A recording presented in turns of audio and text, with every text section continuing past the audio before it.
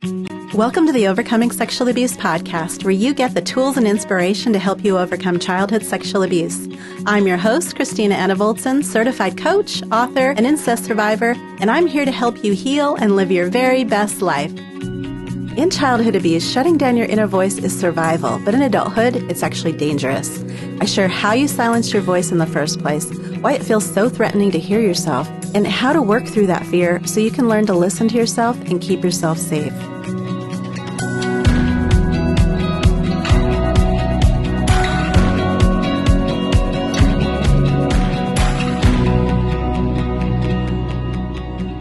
I married my first husband when I was 17. My mom and I had never been close, and then once the sexual abuse ended when I was 11 or 12, my dad ignored me too. I really wanted to escape the loneliness and the isolation and just be loved. My inner voice was telling me not to marry him, but whatever the consequences of that decision, I just figured that I would deal with it later. I was desperate to get out, and I didn't see any other way. At first, it was fine. Even though he worked 16-hour days, he was still attentive, and it felt really good that he was involved in so many aspects of my life and cared so much about what I did and where I went. And that was a real change from my parents' house, where we just coexisted as strangers. But slowly, my husband's involvement meant he needed to give his permission for the friends I had, the jobs I took, and even how far I could drive. I really didn't push back very much because he let me do most of the things that I wanted to do. But eventually, I started to feel stifled, and I wanted some freedom. I wanted to pursue things that he didn't really approve of. And he sensed he was losing control, so he clamped down even harder. I tried to leave him, and he followed me with a gun. He didn't find me, but over the next few weeks, the driver's side of my car was rammed in, and the back window was bashed in. All the while, he was calling and telling me how much he loved me, and he seemed really genuine and desperate to get me back. I reasoned that if he wanted me back that much, that I should try harder. But when I went back, I was afraid of him. And I told my close friends that if I ever ended up dead or missing, then it was him. But 3 years after I left the first time, and I can only describe this as divine intervention, I told him I wanted a divorce, and after witnessing him crying for a few days, and I very nearly changed my mind, he stopped resisting. We put the house on the market, sold it in 3 days, and I found an apartment, and he even helped me move into it. He tried for a couple of weeks to win me back, but miraculously, he met someone else, so his attention wasn't on me anymore, and I was really free. I hadn't listened to my inner voice that told me not to marry him, and I really paid the price.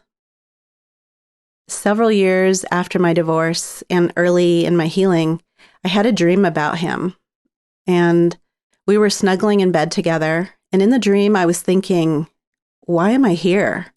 Why am I not jumping up and running out of here? Why am I so comfortable with this? And just as suddenly as those questions came, an understanding, the answer came too, that I'm not comfortable. What I thought of as comfortable was actually just familiar.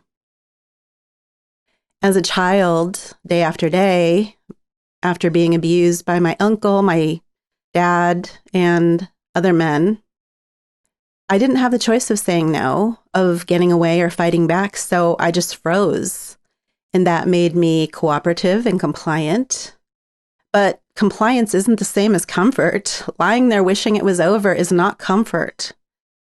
And when I considered myself comfortable with abuse or abusers, I didn't define it as at ease or relaxed. It meant I had just resigned myself to my fate. I was accustomed to danger and knew that there was no escape. The result was I could be afraid for my life and numb to danger at the same time. And that describes the functional freeze response. If you're not familiar with that, I'll explain. And I love how Peter Levine describes this using the model of animals on the Serengeti. And I'll share a simplified version of that. So imagine impala grazing in a meadow when a cheetah attacks. The herd rushes to escape, but one young impala can't keep up. The impala is experiencing the flight response, but there's no way to outrun that cheetah. So just before the cheetah catches up and makes contact, the impala falls to the ground as though dead. It sensed that there was no escape, so it went into a freeze response. If fighting had been an option, it would have done that, but there was no winning a fight with a cheetah. By falling to the ground, there's a slight chance of survival. The cheetah might fetch its cubs, and the impala might escape. However, there's another reason the freeze response is useful. If the impala is killed, that immobility response offers immunity from the pain and terror of being torn apart. It's as though the impala's spirit has left its body, so it's separate from that experience. Do you recognize yourself doing that? While I was being sexually abused, I left my body and I watched from the ceiling corner, and that was the freeze response. That's supposed to be a temporary state. It's supposed to be that danger passes and then you return to that calm state. But what happens when day after day you're exposed to this danger and there's no fleeing, there's no way to fight, and freeze is your only option? And this is how I was living in this functional freeze response, just walking around, going from task to task, moving through the day, but not really there. And that gave me the feeling of being like a ghost floating above everything, and that things weren't really real, or that I wasn't real. And remember, the gift of this freeze state is that everything is blunted and dulled. You're preparing to die, so it's better not to feel and better not to be in your body. And keep in mind that being in your body is how you're empowered to take action. But when action isn't an option, then you don't even need your body. So as long as my abuse went on, it was safer not to be in my body. But what kept me safer as a child then compromised my safety as an adult. That disconnection kept me in abusive relationships. My awareness was clouded, so I didn't think that the relationships were as bad as they really were. And even if I was consciously aware at times, I was stuck in that freeze response and my voice and my body wouldn't respond. I had this experience in the early days of my healing. Don and I lived in Hollywood, and he would take walks down Hollywood Boulevard almost every day. He met a lot of the actors who dress up in costumes posing for photos with tourists, and the musicians who were passing out their CDs, and a lot of the homeless people. When I walked with him or when friends walked with him, they'd always comment that there was no getting a block without someone stopping Don for a chat. And he told me many of their stories, and one of them in particular was a bodyguard named Muscles, and Muscles was living out of his car. One day, when I was walking with Don, he spotted Muscles, and Muscles approached, and Don said, "Muscles, this is my wife, Christina," and I held out my hand. But before I knew what was happening, Muscles grabbed me, and he was a big, solid guy, and he pulled me to his chest, pressed my face against him, and wrapped his arms around me, and I couldn't go anywhere. I didn't struggle, and I didn't protest. I just watched it happen from the light post up above. And when Muscles released me, I ran home as fast as I could, and I determined to find out how to stay present enough to fight or to speak up for myself. And keep in mind, this was about 15 years ago, and there wasn't a lot of information available about this like there is now. And I didn't know very much about the nervous system beyond some very basic things. But I did know I ignored myself and I didn't like the effects of that. So I started paying attention. I started noticing my inner dialogue, and I frequently said to myself, "It will be okay." And so my question to that was, what will be okay? What was I perceiving as not okay that I needed the assurance that it will be okay? There was such a disconnect because I was sensing something that was not okay. But before I was even consciously aware of it, I was lulling myself to ignore it. And if I ignored it, then I couldn't take whatever action was needed to make it okay. And so that was interesting to me. And that told me that I was aware of danger, but that I'd shut down any response to it and any feeling from it. And that fits what we know of how the nervous system works. There's an initial trigger or threat, and that first response is fleeing. And if that isn't effective or possible, the second response is fighting. And if that isn't effective or possible, the response is freezing. But the point is, there's a signal of potential threat. And even if it's not conscious to you, your nervous system is alert to that. And so I started listening for when I'd tell myself, it will be okay. And that was my signal that I did not feel okay. And I started just with that awareness. And then I paid attention to how that felt. That threat response triggered fear, and that's why I needed to comfort myself. If I didn't feel something unpleasant, why would I need comforting? So I noticed that and labeled that, okay, I feel afraid, or I feel nervous, or anxious or apprehensive or whatever it was, but I acknowledged it and I witnessed it. At that same time, I was listening to that inner voice telling me how I was feeling emotionally. I started listening to my body sensations. And yes, I do remember that we're talking about reconnecting with your inner voice, but coming back to the body is the way to do that. For most sexual abuse survivors, coming back to the body feels threatening. I know I felt that. And that's for two reasons. One, of course, the body was the target. It's the way the abuse came in. And so being back in the body feels vulnerable. It's the feeling of being trapped or imprisoned. As I've already shared about my experience with muscles, not being in my body actually left me helpless to do anything about that. We learned as children that it's not safe to be in the body, and that was true then, but it's not true anymore. The other reason it doesn't feel safe to be in the body is because that's where our inner knowing comes from. Everything comes through the body. Before you feel it as an emotion, you experience it as a sensation in the body.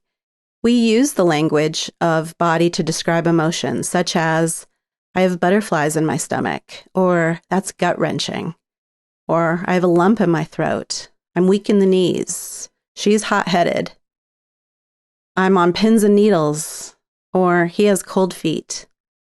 Those actually describe the physical sensation, and we understand them, though, as emotions, the emotions of excitement and devastation, fear, nervousness, anger, anticipation, and apprehension.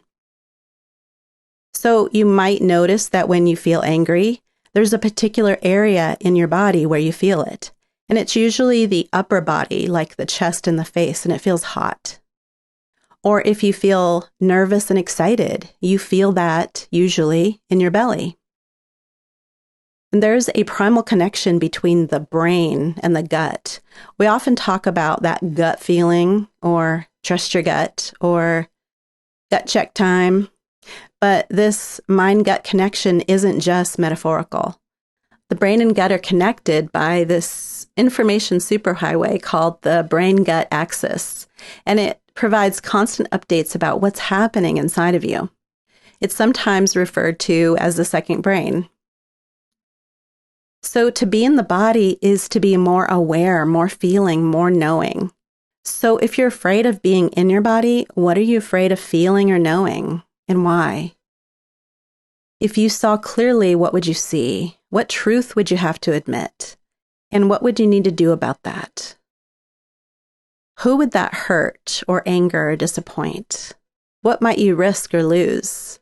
And how would that feel? Those questions are already inside you. Your brain is already asking those questions, and if you don't have an answer, they exist as this big obstacle. But if you do answer them, then you can work with them. You can work through them. Then they become concrete things you can deal with instead of this mysterious, scary blob. So these questions exist inside of us because we're always looking for threat. And that's not just an abuse survivor thing, that's a human thing. And that keeps us safe, but it also keeps us stuck. Tony Robbins says that the quality of your life is determined by the quality of questions you ask. And those default risk-avoidant questions will get you a certain quality of life. But what if you asked better questions? What if you asked yourself, if I saw clearly, how would my knowing help me? How would seeing the truth set me free? What actions would I no longer be confused about? How would that help others? What would I gain? What would I be able to feel? Now, when I worked through my fear of being in my body, and it wasn't even all my fear, it was enough to get me started. I first started noticing when I had to go to the bathroom or when I was thirsty or cold. Very, very simple things.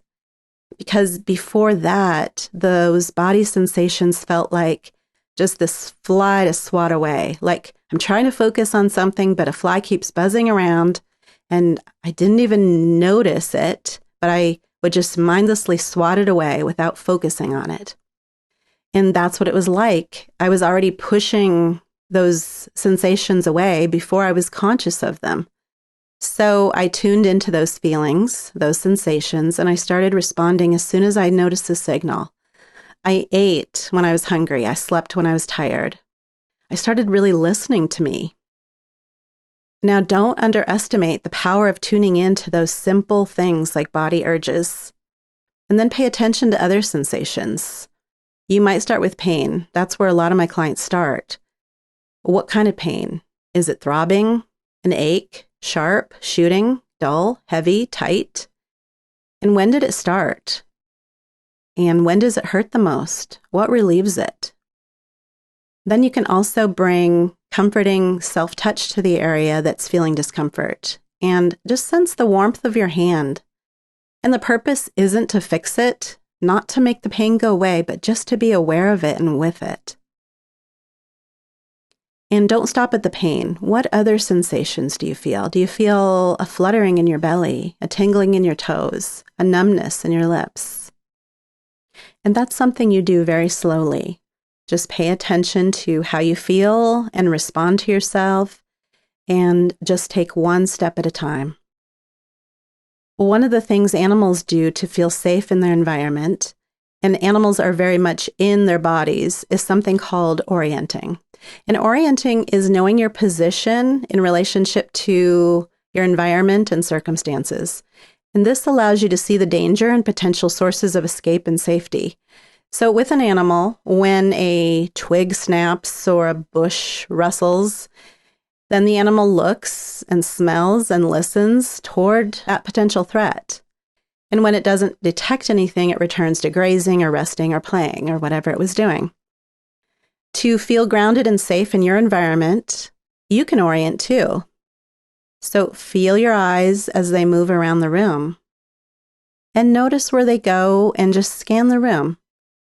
And move them slow and steady. And just see different parts of your environment. Notice the objects, the shapes, the colors, the materials.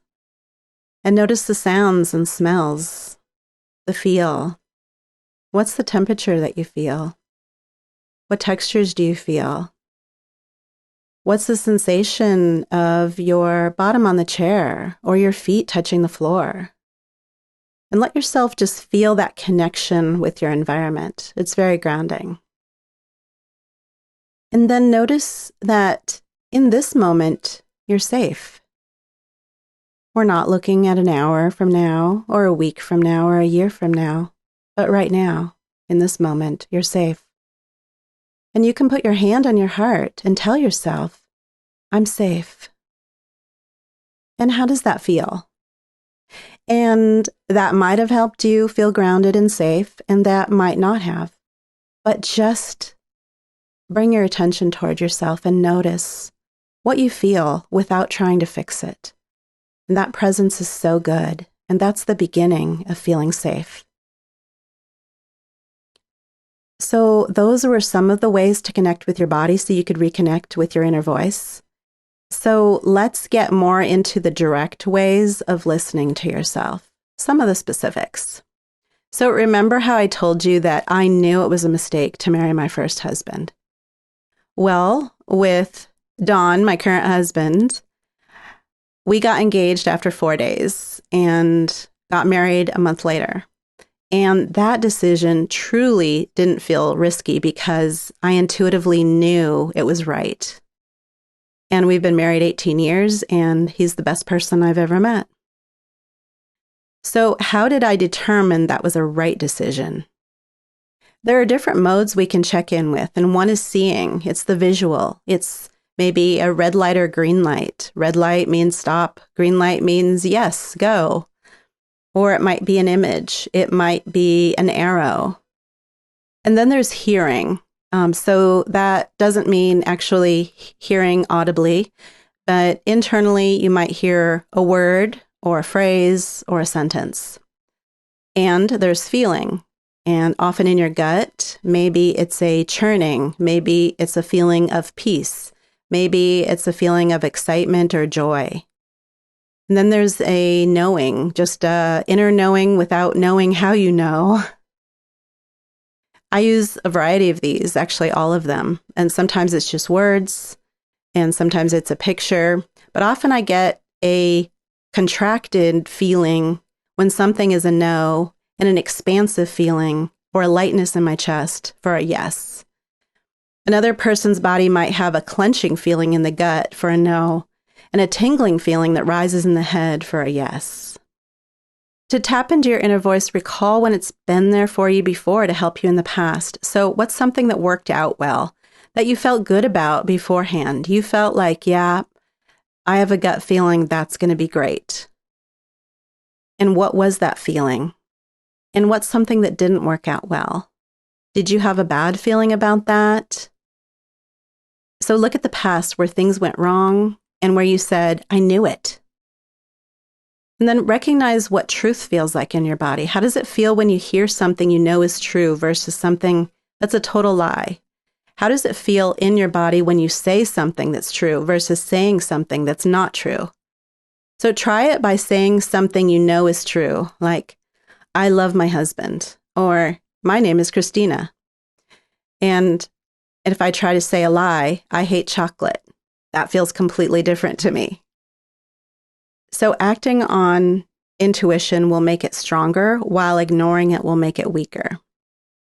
And then the other thing to keep in mind is to be mindful of who you're around. Attuned people make it easier to become attuned.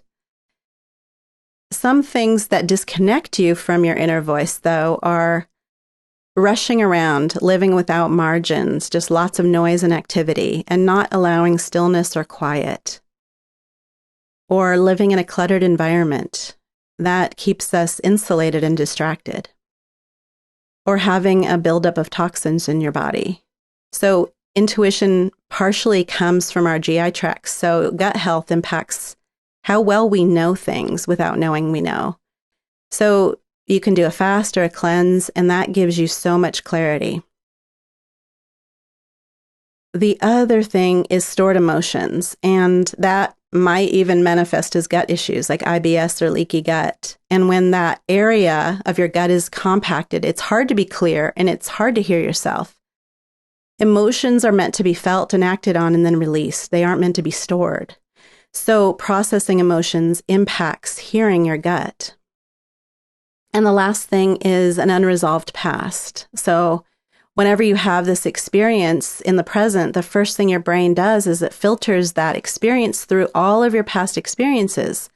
So in other words, no one really experiences reality as it truly is. We experience it through the lens of what we've already experienced. So healing then helps us kind of clean the lens so we can see more clearly about what is in our present. Your inner voice is there to serve you and protect you and provide for you. And listening to your voice, though, is more than just avoiding harm. It's about pursuing good. I use my inner voice every day to know things like what articles or books I should read, or responding to clients, understanding if they're asking a question, what are they really asking? Or knowing which friends to reach out to. I've had so-and-so on my mind, and I use it in my writing. So your inner voice is invaluable for using every day, in every circumstance. Well, thanks for joining me today. If you're serious about reconnecting with your inner voice, I have some more exercises for you to work through to take this deeper. And to download that for free, go to the show notes page at overcomingsexuallyabuse.com/009. And when you download that, be sure to accept my invitation to subscribe to my emails, and I'll send you lots and lots of helpful healing tips and resources. You're going to love them. I'll be bringing you more on healing and boundaries and self-care and family dysfunction, so be sure to subscribe so you don't miss any of it.